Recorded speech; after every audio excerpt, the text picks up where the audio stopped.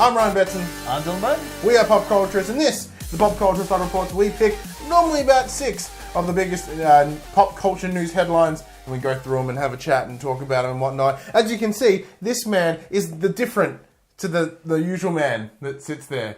He's gained height and girth. Yeah. Hey, man. Hey. That's a great intro. Yeah, do you want me to do an intro for you? Yeah, it's like, fuck this fat guy. Both true, though. Yeah, how's your things? Good. Yeah, so Josh is off at work and you've had to graciously step in. Split shifts. It's no fun. Ugh, I don't miss that in retail in the slightest. I didn't even know it existed. Well, I didn't done that before. Yeah, it's where like, hey, do you want to work like 4 hours here? Go home for like 3 hours. Pay for parking in the morning. Yeah. Go home, traffic, petrol, come back. And do another 4 hours. Like, no. I barely want to do 8 hours as it is. Like, I don't want to separate it. That's how work is. But Josh said yes, I would love to do that. Yeah, just like, yes, thanks. Yeah. That sounds like, can I do all of those? Can I do that every day? That's Josh's voice. It's not. It sounds like it all. Close. And we've also done a couple of things a little bit different as well.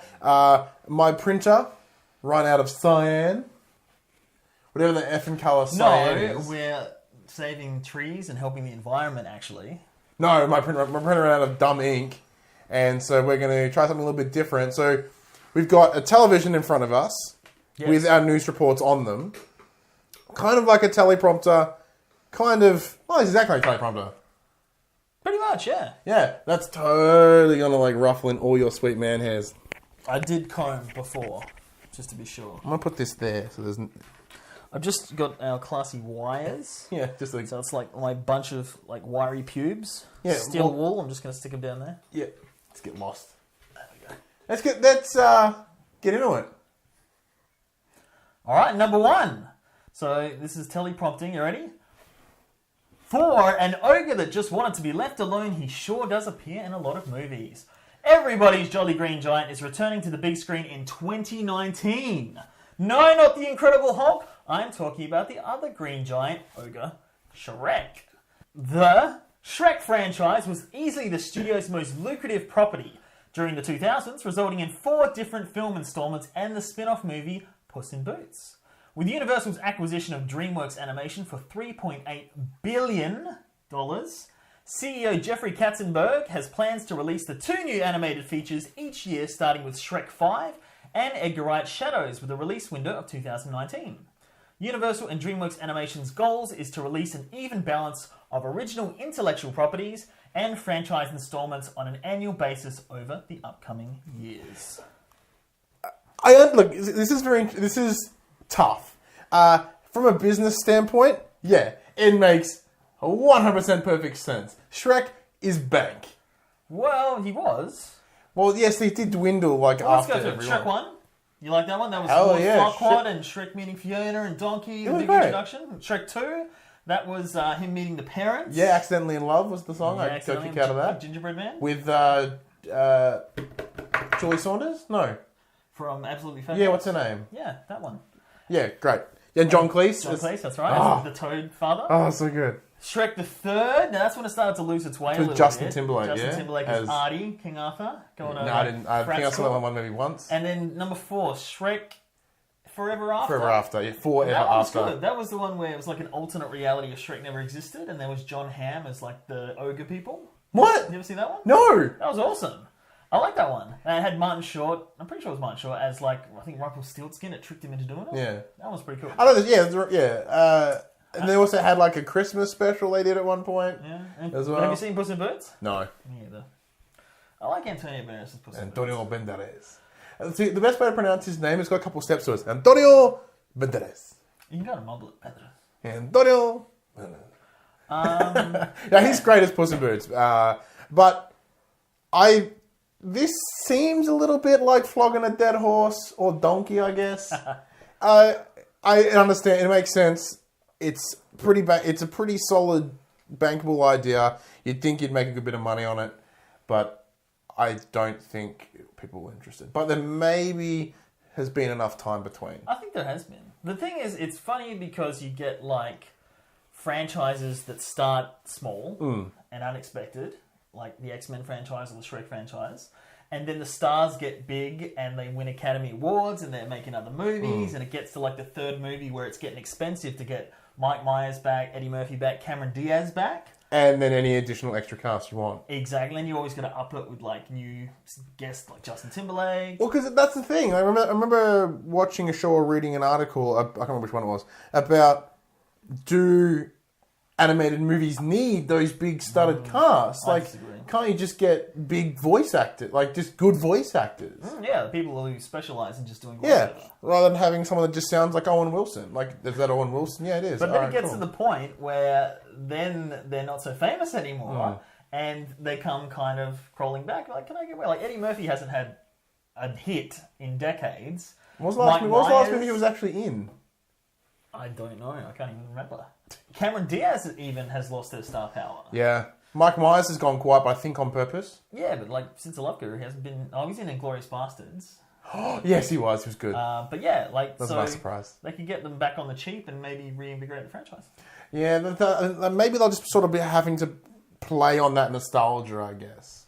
Well, Shrek. The other thing about Shrek is that it uses a lot of pop culture references. So I haven't gone back and watched the old ones, but it might be a little dated. But then there's some fun things that they could riff on now. Yeah. Speaking of nostalgia, though, number 2, classic and vintage consoles and games are all the rage right now. Everyone wants to relive their childhood, love and feel that nostalgic joy. But these days it's near impossible, Dylan, to play classic games as our wall is covered in them. You need the console to begin with. You need an old CRT TV. That's the TVs with booty. Yeah, you know that Booty, yeah. with that great 420p. TV got back. TV got back.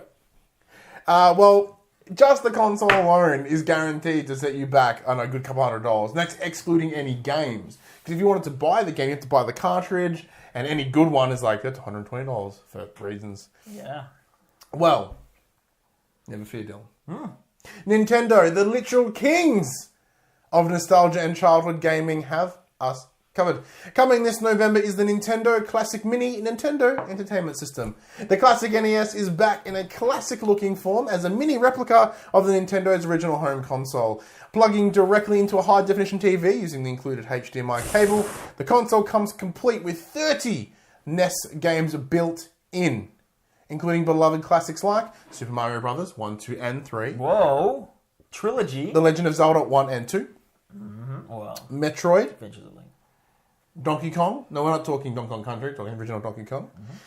Pac-Man. And Kirby's Adventure. You know, I think Double Dragon 2 is also there as well, which would be damn a lot of fun. Double Dragon. The Nintendo Classic Mini Nintendo Entertainment System comes packaged with a HDMI cable, as I mentioned, a USB cable for powering the system, and one Nintendo Classic Mini NES controller. However, it doesn't come with a power adapter, little AC thingy. That needs to be purchased separately. Yep, and whether it's rediscovering an old favourite or experiencing the joy of the NES for the very first time, the fantastic collection of Nintendo classics included with each and every system should have something for everyone. Each title is sure to bring back fun memories and produce plenty of new ones. Players can enjoy playing many of the games together by attaching a second controller just for $20. Wow. I was waiting for that. Yeah. They'd be like $80, like a Wii controller, and you need the nunchuck, which is $40. Now, if memory serves me right, many of the games didn't have an option to save throughout. However, with this system, they're using a series of suspend points.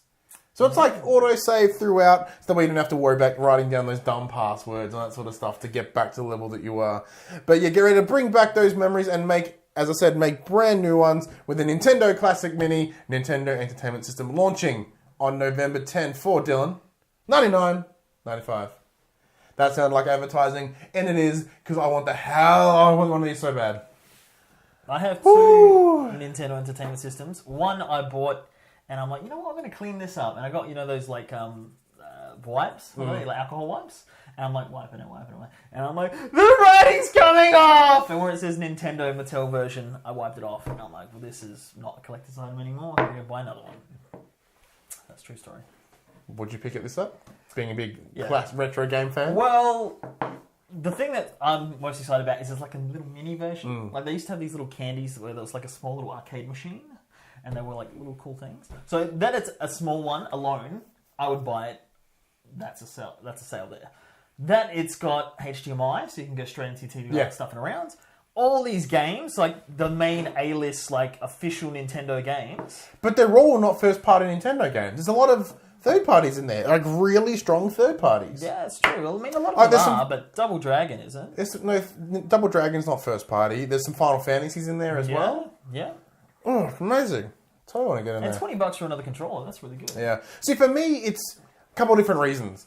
One, I have that sort of nostalgic value, but at the same time, I could play it on my 3DS. Like, right, I have, Mario 1, 2, and 3 on my 3DS. Can you play System Link with other people there? I don't know. See? Yeah, because they have Virtual Console, so you can get in there and go... Yeah, sure. The other night, I was lying in bed and I was playing Mario. It was good fun. There are some downsides to this, of course. It doesn't connect to the internet. You can't add any additional games. So it is locked to those 30 games. Does it open up? Can you put other games in it? No. For $100. Yeah. But at the same time, because now I've got to think, with Peanut on the way, I'm going to have to, show him, like, games. You have to re-educate. I'm going to have to re-educate. Where do I start? Do I start at the games that we play now, which are big and effing huge? And, like my stepdad, who at the age of 59 bought his first PlayStation last week, and he's just dived in deep, and it's... Well, he's a Nintendo fanboy, isn't he? Yeah, he's Nintendo way back. He'd piss his pants at this. I mean, like, so I've got to think about, like, do I do this so then Peanut can play some of those classic games and get that sort of know where gaming comes from? Because it won't be a couple of years until he can play games. But... Well, by then you'd have, like, the Super Nintendo Mini. And you can oh my God, that's Super Nintendo Mini. Yeah. And the other thing is good, like, you sent me one of the pictures of they got the Sega Mega Drive ones where it's got the same thing, but they're like these weird, they're not even retro, they're just like new futuristic versions, and they have had them for years. I remember, like, you can buy from Kmart for $50. 1998 they used to have these things. But yeah, this is like, looks exactly like the other one except mini. It's awesome. It's like real nostalgia. But speaking of Legendary Pictures, as we were, number 3, Legendary Pictures has announced that it has acquired the film rights to Pokémons, and will begin production on a Detective Pikachu film next year. It's like CSI Pikachu edition. According to the Hollywood Reporter, plot details and character details haven't been revealed quite yet, but Legendary hopes to start production in 2017. Universal Pictures will distribute the film internationally, except in Japan, where it will be distributed by Toho Pictures. Sources tell the Hollywood Reporter that Netflix was also interested in the rights. News first began circulating that Legendary was chasing Pokemon film rights back in April. Reported here. And we heard last week that Legendary was close to a Pokemon movie deal. Fueled by the massive success of Pokemon Go and renewed public interest in the franchise, Detective Pikachu, Birth of a New Team, meanwhile, came out in Japan in February of this year for 3DS and has not been confirmed for an Oz release. Oh, and Pokemon Go has been downloaded 30 million times and has made 35 million, hurt myself there, in revenue. $35 million on a game with no ads. Yeah. And like, if you're making $35 million and you've been downloaded 30 million times, on average, on average, a person spending $1 million. Just charge $1. I would pay $1, 99 cents, and you would have made $35 million. Come on, like. So they could have doubled that just by adding $1. Are you paying $1 for it? $1, and then you make double it. I don't understand. And yeah, there are no advertisements. No, it's all just microtransactions. But I guess people are probably more inclined to spend money on the game when it's not blatantly advertising. Plus, yeah, because if there's ads, I'm like, oh. You think what's that? They'll start putting advertising on that? No. That's awesome. We're clearly making enough money without ads, that's regardless. But I want to know, first of all, these right battles have been happening for a while. Yeah, there was sort of a couple of different companies that were fighting over the rights for a Pokemon franchise. Legendary Pictures was in there. There was a Chinese one, which was going to be interesting. and I think New Line was also in the running. I don't think New Line around anymore. But Maybe it wasn't New Line. With this, like, they're confident that they're going to do this Detective Pikachu. It seems like they only just got the rights, but they want to announce like a plan while people are interested in Pokemon Go, even though it's probably literally like just boardroom meetings and they haven't got any pre-production done. I think they've made a safe bet by going as Detective Pikachu rather than like Pokemon the movie. Alright. It seems dumb, but like people will give more of a shit for a Pokemon movie. Like it's just like by making the TV show, the cartoon, a movie. Yeah. Like as in a live action movie. People will get more pissy at that. We looked at, we've got Dragon Ball Evolution as a shitty interpretation of a cartoon. We've got the Avatar: The Last Airbender. And that's just a small, like 2 out of like hundreds of shitty cartoons. This Detective Pikachu isn't even in No, it hasn't released. worldwide. It hasn't released worldwide. It's in Japan only at this point. So that's interesting in itself. I don't know. Do you think it'll be live action? Do you think it'll be... I think it'll be live action with it. I don't even know like that... Alvin and the Chipmunks, but Pikachu works for a detective service. God, I hope not. He just says Pikachu, or Pika. Like, how's he going to be solving crimes? Well, this goes back to the discussion with Shrek. Like, get some big name actors come in, like Al Pacino. As like, Pikachu. Yeah, he's like, Pika, ooga. Pika! I don't know anything about this Detective Pikachu. Like, I saw Pikachu wearing a hat. A detective hat like Sherlock Holmes. That's about as much as I know about the game too. Yeah, I don't know. It's big buy and it's guaranteed to make money, but it's a weird starting point. Speaking of a weird starting point, so No Man's Sky is a massive game. Comes out next week or the week after. Now, right now, no one really knows anything about it. Like, they've put out trailers, but the trailers don't really tell us anything. But the short answer is, we don't know what it is. But there is one thing we know, though. That this game is designed simply on math. Oh. No, you don't play math. It's based on math. Travel to other planets and solve their math problems. So the whole fix their economy. One of the big articles that came out last week was that the game is only 6 gig. Whoa. And majority of that is music. Huh. But it looks simplistic, but visually engaging. Yeah, because what they've done is they have an algorithm that calculates everything in the world. Mm-hmm. So when you go to a new planet, it and then it spits out. But is it the same for everyone? Do you think? No, because there's like 18 quintillion planets. Yeah, but is that planet the same for everyone? If they were to go back, if they were to find you at the planet you just found, yes. Oh, because multiplayer. Yeah. Cool. So they've essentially created this like massive equation that spits out new things, which seems like a really good idea. But what if you're not the first to think about it?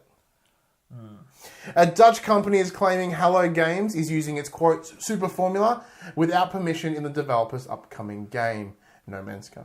The Dutch Telegraph, as picked up by NeoGAF and continued with and confirmed with Google Translate, reports that Tilburg-based company Genicap owns the super formula Hello Games is using to generate the billions of planets in No Man's Sky. The kicker, Hello Games reportedly doesn't have a license to use it. Quote, we haven't provided a license to Hello Games, Genicap's Gerion Sparrow told the publication. We certainly don't want to stop the launch, but if the formula is used, we'll need to have a talk. According to Sparrow, Genicap has reached out to Hello Games multiple times without response. This isn't the first time a super formula has been mentioned in association with No Man's Sky, however. In an interview with The New Yorker last year, Hello Games' Sean Murray openly said that an equation, published in 2003 by Belgian plant geneticist Johan Gillies, was the key to unlocking the unique procedural generation in the game. Gillies called this equation his super formula, a term which Murray adopted. However, as noted by NeoGAF sleuth, Gillies is the chief research officer at Genicap, which you can see on its About Us page, and has owned the patent for the formula since the year 2000. This is obviously not the first run-in with rights. Copyright issues? Just issues in terms of legal issues with No Man's Sky. As we reported a couple of weeks ago, there was a bit of a conflict about using the name No Man's Sky. As Sky, the cable channel in the UK, had a bit of a shit fit about it. That's right, it did.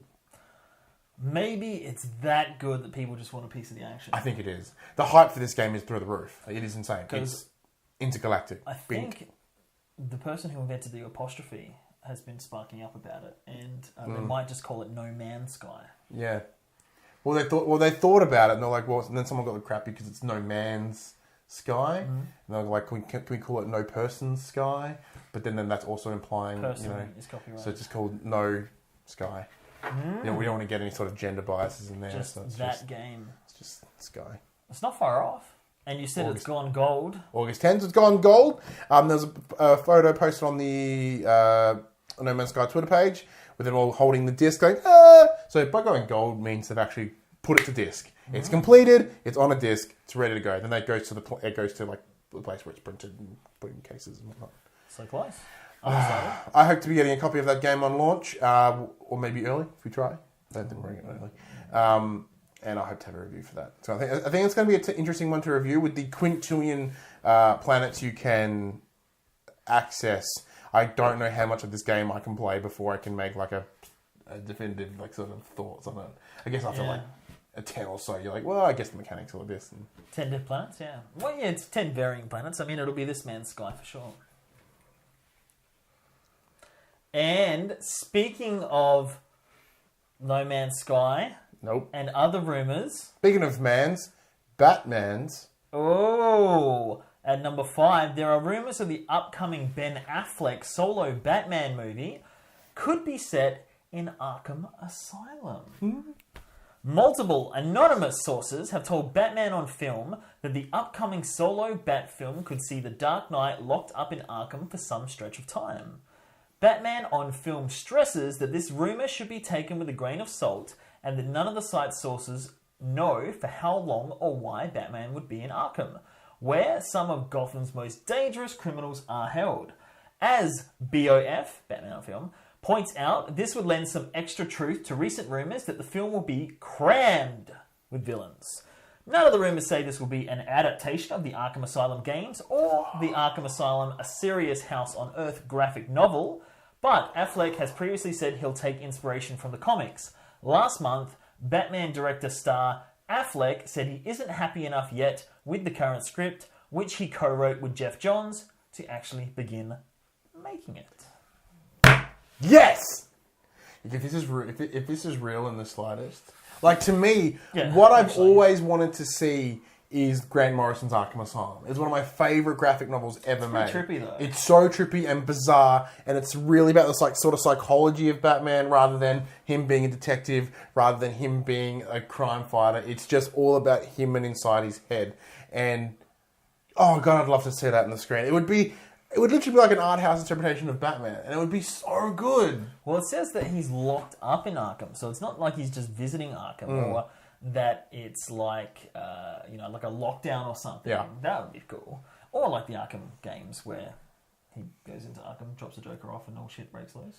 Would be interesting, though, if, like, we do sort of maybe like The Long Halloween or Hush, where there is all these villains. There's obviously a central villain, and he has to go to Arkham to get information, and he spends some time in there.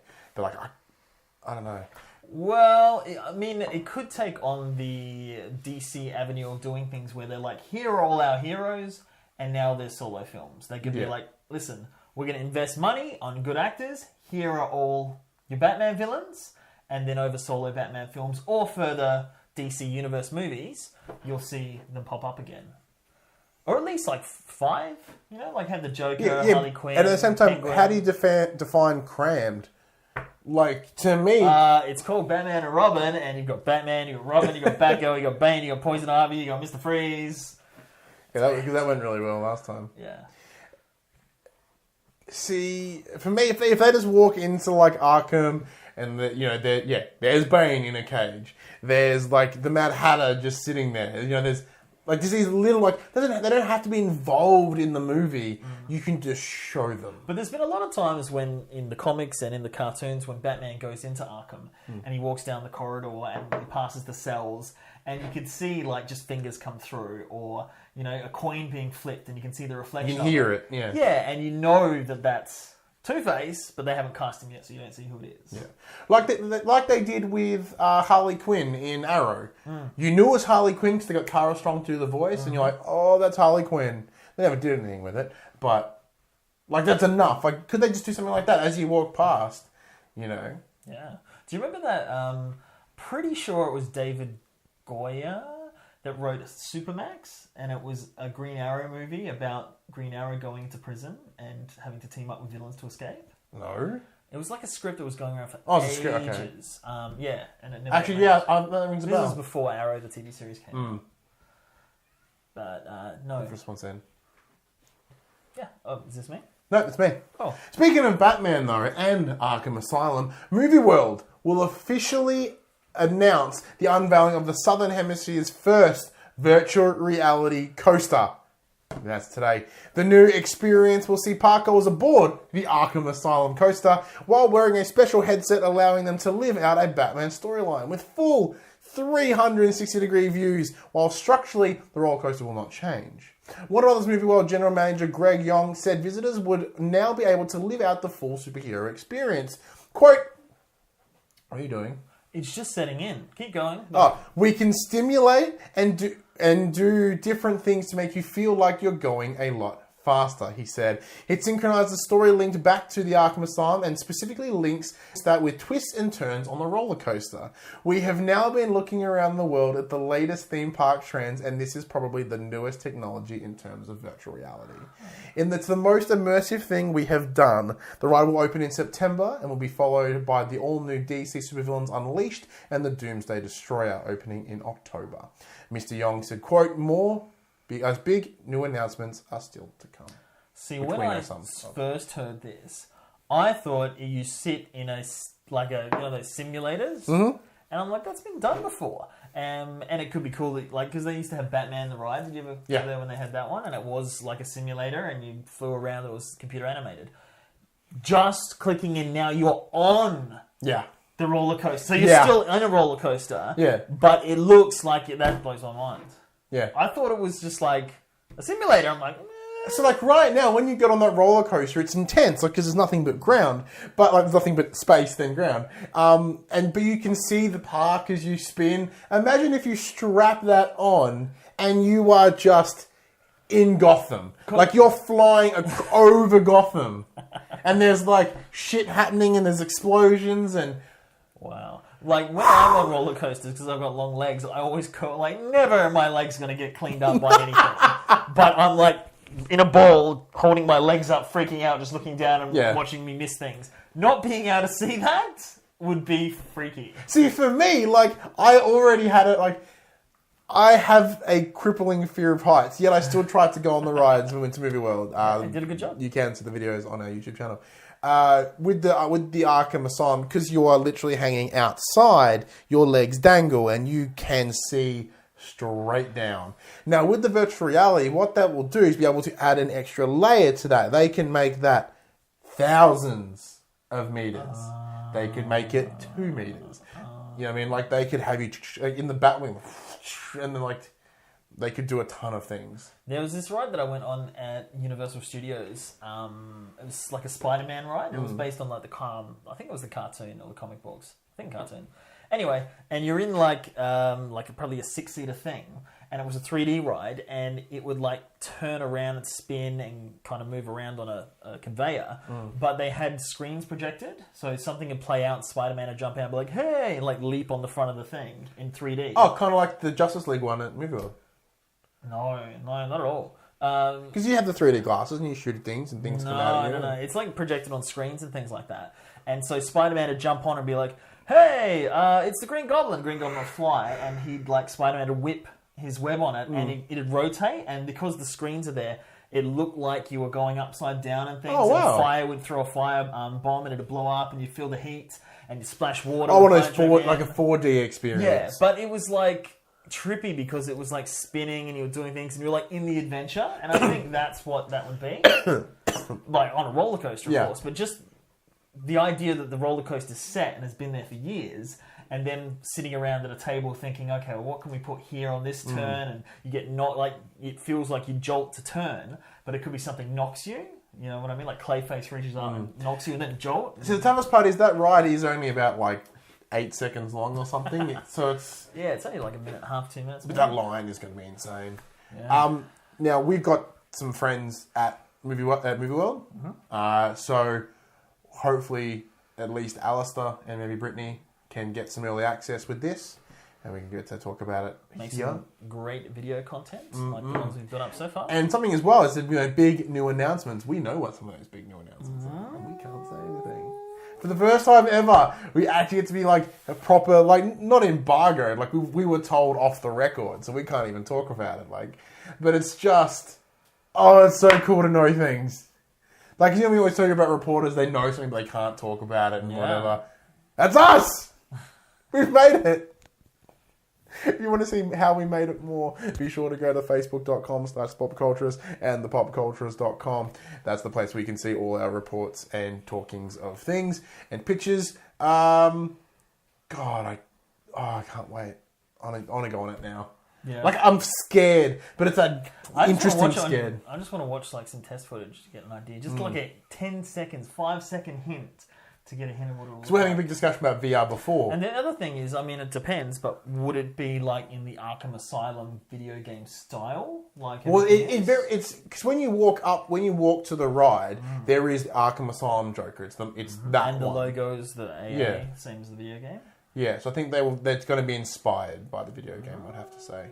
Could be cool. Oh. Very cool. Oh. I'm Ryan Betson. I'm Dylan Bone. We'll see you next week. Oh, so good.